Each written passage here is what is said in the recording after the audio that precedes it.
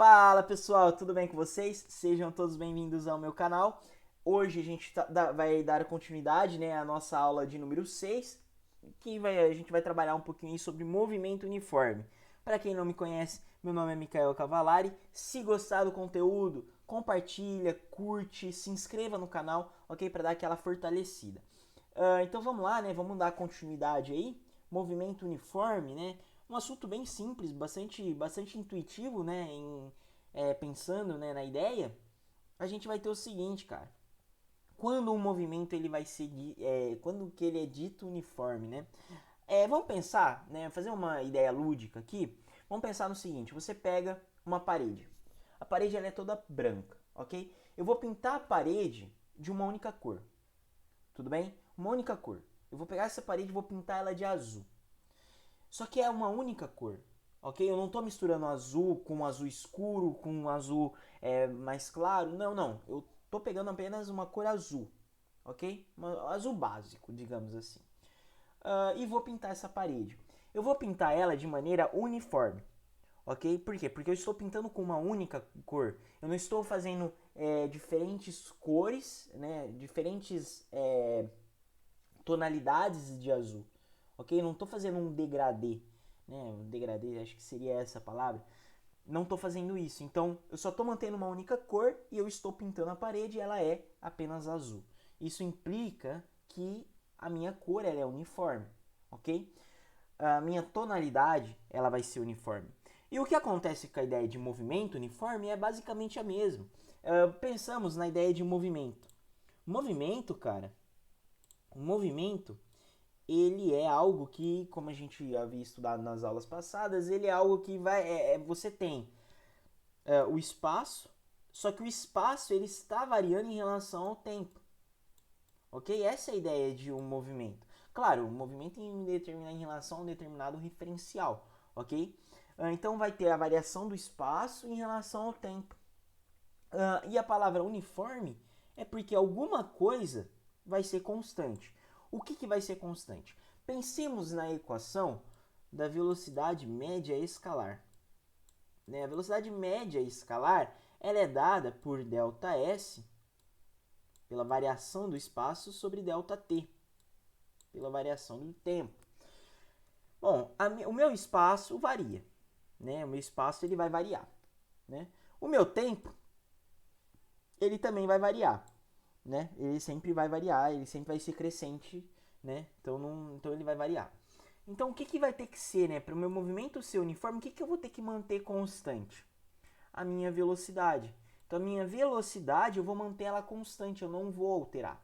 Ok? Essa é a ideia do movimento uniforme. Beleza? Ok. Então eu vou definir movimento uniforme quando a minha velocidade ela é constante. A minha velocidade escalar instantânea ela é constante. Por que instantânea? Porque eu estou vendo ponto a ponto seguindo a minha trajetória.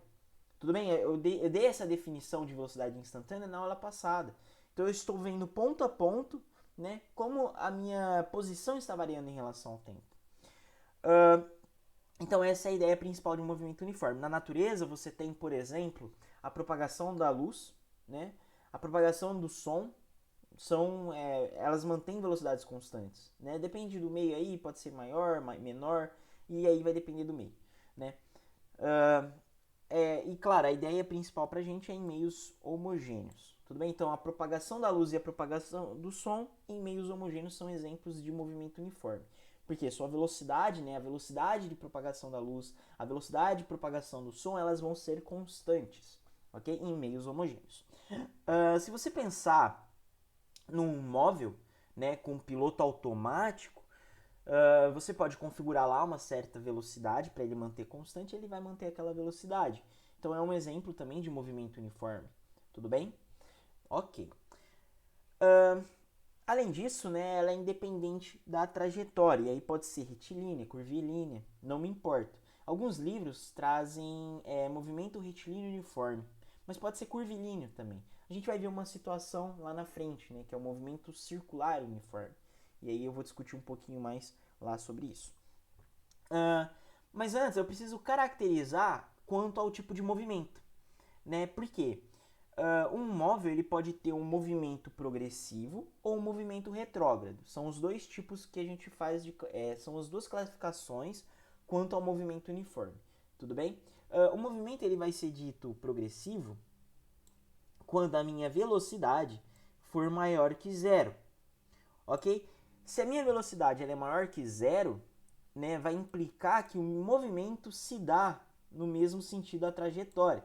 Ok? Então a minha velocidade aqui vai ser nesse... Opa, aqui eu já estou orientando, não é para orientar não, porque é escalar. Ok? Então vai ser nesse sentido, né? A minha velocidade. Tudo bem? Claro, né? Como é um movimento uniforme, então é a cada intervalo de tempo. Deixa eu... Então a cada intervalo de tempo, né? Eu vou ter um certo tempo aqui, T1. Eu vou ter um certo tempo aqui, T2. Vou ter um certo tempo aqui, T3. Só que assim, é crescente, mas eles são iguais, né? O intervalo de tempo que eu demoro ali são igualmente espaçados, né? Então eu tenho uma certa distância daqui a aqui, Dzinho. Daqui a aqui também é Dzinho. Tudo bem? E assim por diante. Mas claro, por exemplo, a gente vai ver, né, que tem a função horária do movimento, né, a função horária do espaço, que mostra, né, se aqui tá zero, ele vai para Dzinho, se aqui é Dzinho, ele vai para 2Dzinho e assim por diante. Dá para mostrar isso. Tudo bem? Beleza. Mantida aí uma velocidade constante. Tranquilo? Então o movimento ele é progressivo quando a minha velocidade for maior que zero, e isso vai implicar que vai se dar, né, o movimento vai se dar no mesmo sentido da trajetória. Mas, Mikael, a velocidade ela pode ser menor que zero? Pode. Quando isso acontece, a gente fala que o movimento, né, é retrógrado. Tudo bem? O movimento é retrógrado. Percebe que aqui está o sentido da trajetória, né, que eu orientei. Então, o sentido da trajetória que eu orientei, então você percebe que está no sentido contrário, né? Então, nesse caso, a gente tem um movimento retrógrado, onde V é menor que zero, ok? O sinal negativo é porque, na realidade, está com o sentido contrário. Tudo bem? Beleza? Então, vamos lá. Graficamente, né, a gente pode mostrar da seguinte forma. Vai passando um certo tempo, né? Então, vai passando um intervalo de tempo, tal, vai passando o tempo. A minha velocidade ela é mantida constante, né? Beleza? Então, para o meu gráfico, né, de velocidade por tempo, para um movimento progressivo, ele vai dar no eixo positivo do V, né? Ok? Já se for um movimento retrógrado, né, ele vai se dar no eixo negativo, na parte negativa de V. Tudo bem? É basicamente essa a ideia, com velocidade constante. Ok, vamos mostrar agora, né, como que a gente pode chegar na função horária do espaço, né? Bom, eu já defini aqui para vocês o que é movimento uniforme, agora eu vou mostrar a função horária do espaço, né? Da forma mnemônica, né, seria sorvete, mas vamos lá, vamos entender o que é sorvete, né? Vamos lá. A gente tem que a velocidade média ela é dada por ΔS sobre ΔT. Isso a gente viu quando estudamos velocidade escalar média. Mas eu sei, né, pela definição de movimento uniforme que eu dei agora há pouco, que a minha velocidade média vai ser igual à minha velocidade instantânea, que vai implicar que a minha velocidade ela não está variando com relação ao tempo, ela é constante. E aí eu vou chamar de Vzinho, ok? Quando ele varia com relação ao tempo, eu coloco como uma função, né? Porque é uma função. Porque a velocidade está variando com alguma coisa. Como esse cara aqui ele é constante, então eu posso falar somente que é V, ok? Beleza. Então eu vou falar que V é igual a ΔS sobre ΔT. Então eu tenho que S final menos S inicial sobre T final menos T inicial, que é o que a gente viu lá em velocidade média, né? É igual. Então isso aqui eu vou isolar, né, o meu S final menos S inicial. E aí eu vou ter lá S final menos S inicial. Vou passar esse cara para cá, né? Opa. Para cá. Na verdade, eu multiplico, né? É como se eu fizesse a operação t final menos t inicial aqui, multiplico aqui, né? Multiplicando t final menos t inicial em ambas as partes das equações. A gente tem, então, que a minha equação, né, da posição vai ser dada por isso aqui. Eu isolo S0 para lá e tudo mais. Mas o T0, né, geralmente, a gente fala que T0 é igual a zero. Ok? Considerando T0 igual a zero, porque é a partir do momento em que eu vou soltar o cronômetro, né? Faz sentido? Eu solto o cronômetro, eu vou ter uma posição inicial, né? E a minha T final vai ser o tempo que eu quero, né? O tempo que eu quero para um determinado tempo, né? Qualquer tempo que seja. Eu vou ter então, fazendo as devidas substituições, né? Aqui sendo zero, S de T0 eu falei que é igual a S0. Então a gente vai ter justamente a função horária do espaço, que é dado por S em função de T, né? Que eu falei para vocês lá no comecinho. Dada uma posição inicial, uma velocidade que ela vai ser constante e o tempo, ok? Então essa é a ideia. Na unidade de medida, a gente sabe qual é a unidade de medida de espaço, de velocidade de tempo, ok? Por isso que eu não coloquei aqui. Graficamente, né, a gente pode pensar no seguinte, que a minha velocidade, ou melhor, que a minha posição, né? Então, a minha posição em relação... Nossa, tá horrível, mas não tem problema. Em relação a t, né? Vai ser o quê? Vai ser uma reta. Imagine que isso seja uma reta. Tudo bem? Vai ser uma reta. Onde a sua componente aqui, vamos chamar de θ, né? A sua tangente em relação a esse cara aqui, né? Em relação a θ, então a tangente de θ, eu posso falar que é igual a numericamente o valor da velocidade, porque ele é constante, ok? Eu posso ter uma situação já um pouco mais complicada, pensando assim, ó. Na verdade não é complicado, né? Na verdade a gente olha para a angulação do ângulo, né? Então eu posso ter um momento assim, até um certo tempo, depois ele altera a velocidade, aí ele altera a velocidade. Você percebe que a minha angulação, né? Então a minha angulação, que eu quero dizer, né? A minha angulação, por exemplo, esse cara aqui, θ, alfa, alfa,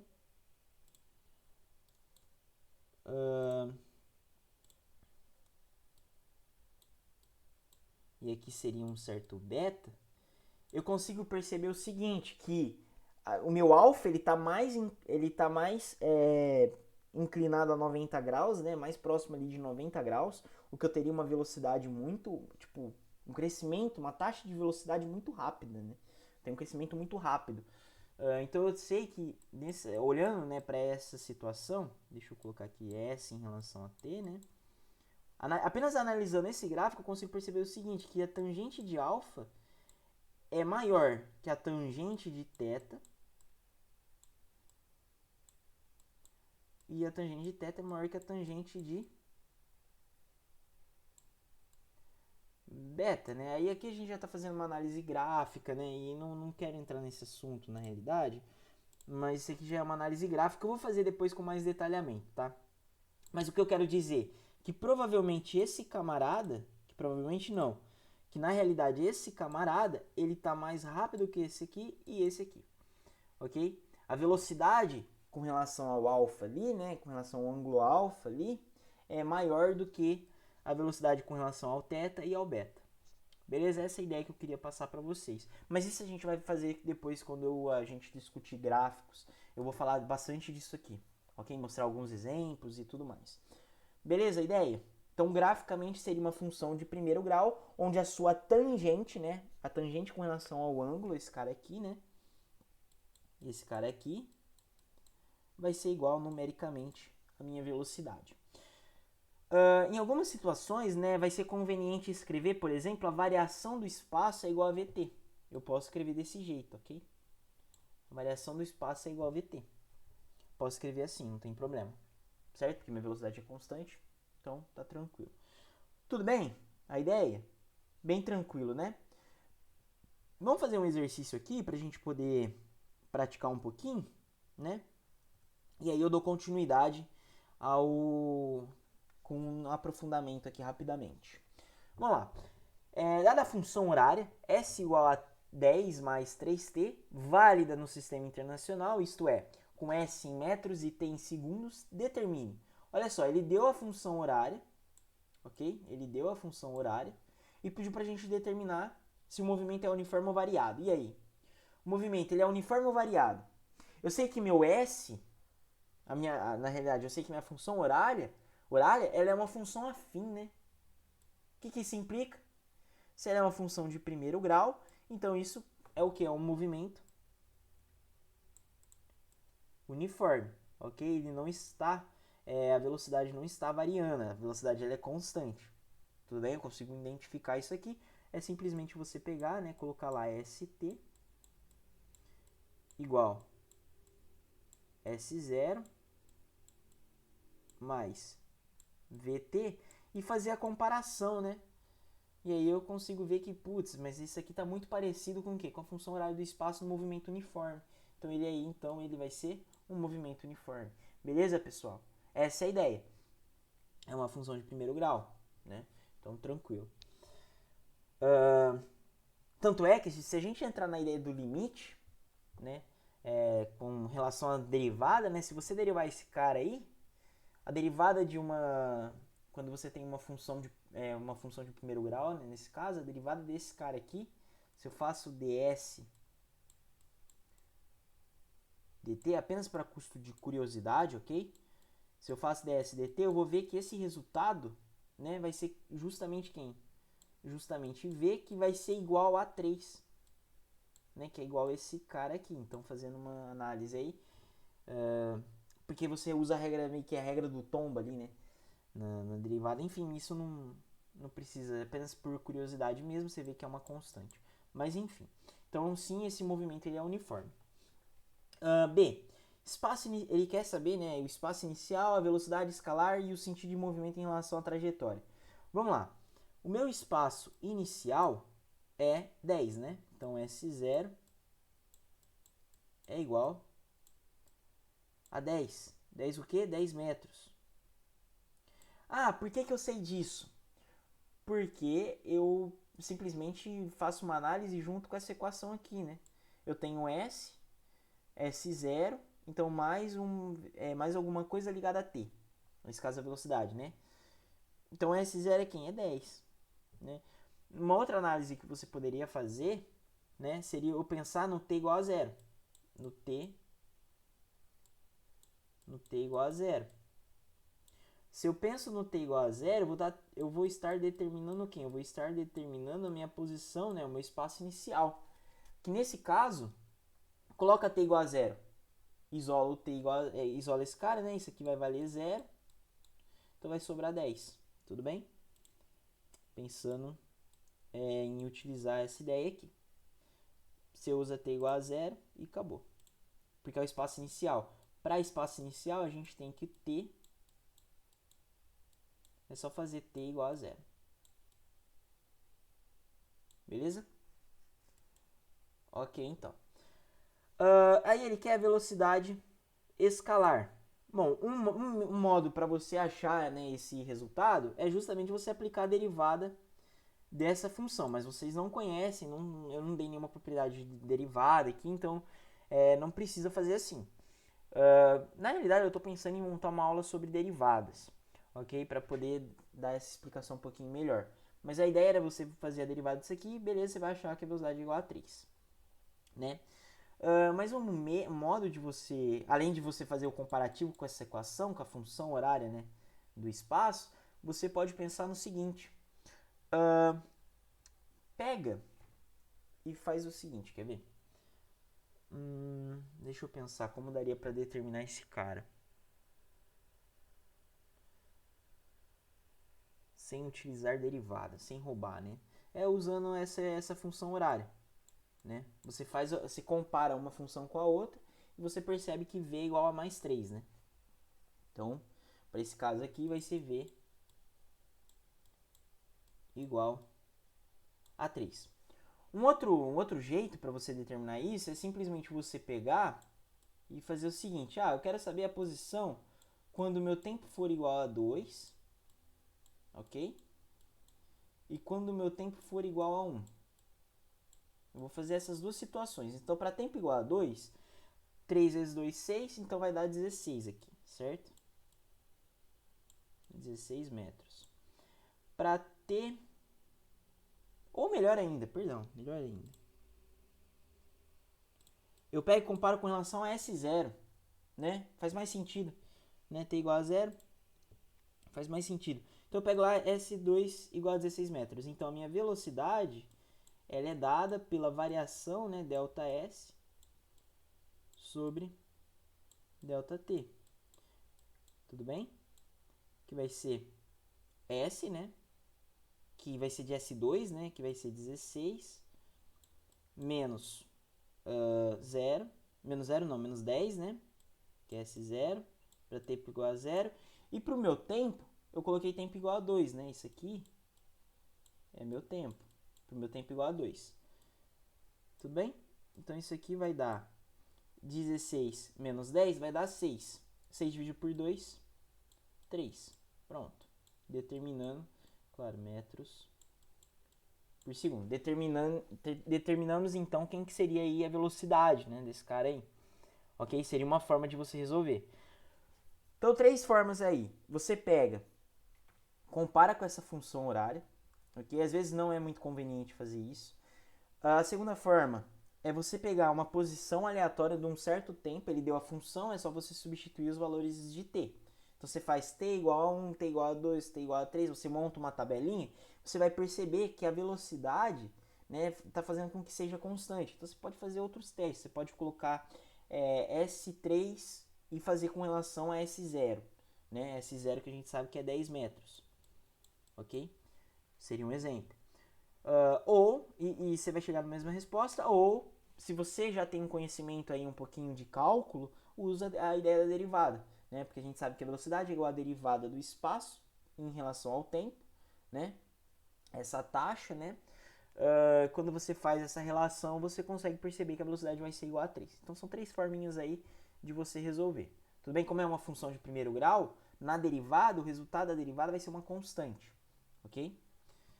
Beleza. Você aplica ali uma regra de potência, né?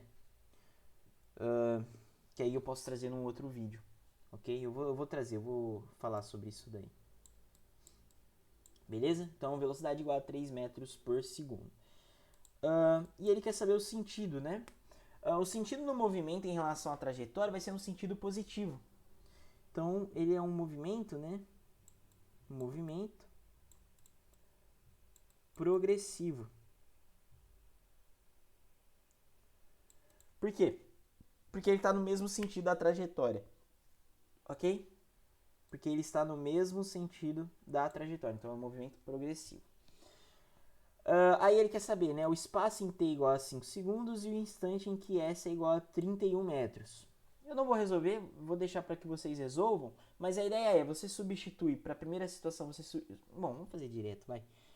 Deixa eu pegar aqui e resolver isso aqui, que aí a gente já mata esse exercício aqui.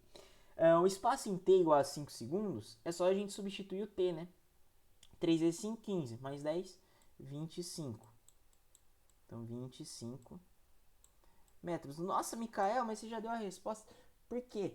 Ó, o que eu vou ter que fazer, né? A ideia é a gente pegar o t igual a 5 segundos. Então, eu vou pegar e vou substituir. Eu substituo nessa função horária. Eu fiz apenas esse passo, ok? Eu substituí o t igual a 5. Aqui você tem uma multiplicação, então vai ficar 3 vezes 5, 15. Mais 10, 25. Ok? Então, S é igual a 25 metros. E para a segunda resposta, a gente tem é só substituir quem? Substituir S aqui, né? Então vai ficar 31 igual a 10 mais 3t. Então vai ficar 31 igual a 10 mais 3t. Ok? Então vai ficar 31 menos 10, 21. 21 dividido por 3, t igual a 7. Ok? T igual a 7 segundos. Tudo bem, pessoal? Essa é a ideia. Tudo bem? Exercício bem tranquilo aí. Acho que para ter a ideia tá suficiente. Beleza? Agora, você vai... Era para eu ter resolvido o problema aqui, mas tudo bem. Agora o que acontece? Quem acompanhou até aqui, cara, se você quiser continuar, eu vou continuar agora com uma matemática já um pouquinho mais avançada. Aqui eu convido as pessoas que já estão ali num nível próximo da graduação, né, que pensem em fazer algo nesse sentido. Claro, se você quer entender, ver por como que funciona, né, por curiosidade, tranquilo, beleza? Eu vou fazer bem passo a passo para poder dar um nível de compreensão até que compreensível. Eu vou utilizar a matemática aqui com cálculo diferencial integrável, ok? Diferencial integral. Por quê? A gente consegue mostrar, né, a função horária do espaço no movimento uniforme através também do cálculo diferencial. E é isso que eu estou trazendo aqui. Ok? Então seria esse cara aqui. Aí você deve estar olhando e falando, mas cara, que cobrinha é essa? Que cobrinha é aquela? Tranquilo. Não precisa se desesperar. Ok? Isso aqui eu vou explicar bonitinho para as pessoas poderem entender de certa forma. Como que seria, né? A dedução da função horária do espaço por meio do uso de cálculo diferencial integral. É bonito, é tranquilo, tá? Não tem nada muito complexo aqui não. Aparentemente você pode se assustar, mas vamos com calma que você vai entender. A gente sabe que velocidade instantânea, isso lá quando eu dei a aula passada, né? Falei um pouquinho ali sobre velocidade instantânea. A gente viu que é o limite quando o meu... aqui faltou um delta, né? Aqui faltou um delta. Quando a minha variação do tempo, né? Ele tende a um valor... tende ao ponto, né? Lá eu expliquei bonitinho e tudo mais, e que isso aqui seria a ideia da derivada, né? Eu mostrei isso daí. Para movimento uniforme, né? A gente viu o quê? Que a velocidade média é igual à velocidade instantânea, que é igual à velocidade, que ela é constante. Até aí tranquilo. A gente viu isso, a gente deduziu lá de uma forma, né? Então, eu posso falar que essa velocidade ela é igual ao ds, né, a derivada do meu espaço em relação ao meu tempo. É minha taxa, né, é a minha taxa temporal do deslocamento, né? É minha taxa de deslocamento temporal, né? Eu estou variando o espaço em relação ao intervalo de tempo. Beleza. Em relação ao tempo. Então eu tenho que eu vou passar esse dt. Passar é meio complicado, mas eu vou multiplicar os dois lados, né? O lado esquerdo e o lado direito por dt. E aí a gente vai ter esse cara aqui, ok? dst igual a vdt. Beleza? Qual que é o procedimento para resolver esse camarada, né? O procedimento é o seguinte, eu vou fazer um processo chamado integração, ok? Nesse caso é uma integral são duas integrais primitivas, porque até então eu não sei qual é as minhas condições de contorno, então usar o teorema fundamental do cálculo por enquanto não é conveniente. Poderia usar, ok? Poderia fazer direto, mas eu preferi fazer com relação à primitiva. Então você vai integrar os dois lados, tudo bem? Fazendo essa integração, a gente tem que resolvendo essa integração, né, a gente tem que a velocidade ela é constante. Existem algumas propriedades dentro de integração, né, integração de primitivas e tudo mais, que quando você tem, por exemplo, uma constante, né, como é esse caso aqui, esse cara sai da integral, ok? Tem uma demonstraçãozinha lá, mas eu preferi não fazer, porque não é essa a ideia. Ok, e quando você tem um valor aqui, né, integrando ds, então é como se eu tivesse um ali, ok? Então, eu vou usar essas propriedades aqui. A integral de dx ela é igual a x mais uma certa constante. A integral de c dx é igual a cx mais uma certa constante. Tudo bem? E aí eu vou fazer a integração, por quê? Porque essa constante? Porque ela é da primitiva, tudo bem? Quando você for fazer um curso superior, você vai ver isso com mais detalhes, né, com um aprofundamento um pouco mais compreensível, um pouco mais... porque aqui eu só estou resolvendo o problema, né? Então a ideia é que eu já tenho em mente que você já tem uma noçãozinha ali de cálculo, beleza? Mas fazendo então essa primitivação, a gente tem, né, que S de t mais uma certa c', né, mais um certo c' é igual a VT, né, que é a constante vezes o t, mais uma certa constante C2'. Só que eu não conheço C2' nem C'. Para isso eu vou usar uma condição de contorno quando o meu tempo, né, inicial for igual a zero. Eu vou falar que meu S de T0 é igual a S0. Vou fazer a substituição, né? E aí a gente vai chegar que a minha constante, né? Essas duas constantes vai ser isso aqui. Ok? C2' menos C' é igual a S0. Só que aqui, ó, C2', né? Menos C', eu passo esse C, mais C' para o outro lado, então vai ficar C2' menos C', tudo bem?